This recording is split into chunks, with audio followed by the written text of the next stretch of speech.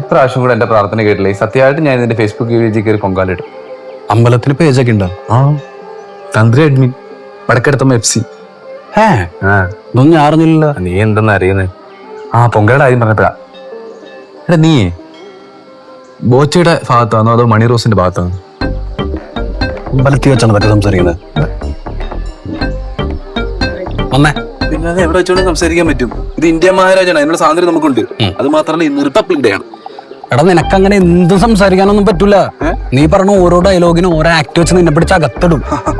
അപ്പൊ നീ ഇന്ത്യ മഹാരാജാത്ത് നടക്കുന്ന കാര്യങ്ങളൊന്നും അറിയുന്നില്ലേ?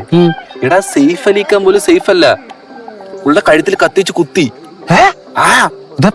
അതൊക്കെ നടന്നു. ഇത് ഞാൻ അറിഞ്ഞായിരുന്നാ? എനിക്ക് ഓർമ്മ എടാ ഇങ്ങനെ പോയി കഴിഞ്ഞാൽ എനിക്ക് എന്നെ തന്നെ ഓർമ്മ പോകുന്നാണ് എനിക്ക് തോന്നണത്. എന്ത് ചെയ്യും? നിന്റെ പരിപാടിയൊക്കെ ഒതുക്കാൻ വേണ്ടിട്ട് ഞാനൊരു ഐഡിയ കണ്ടുവച്ചു. എന്ത് ഐഡിയ? കമ്മിങ് സൂൺ മുത്തേ.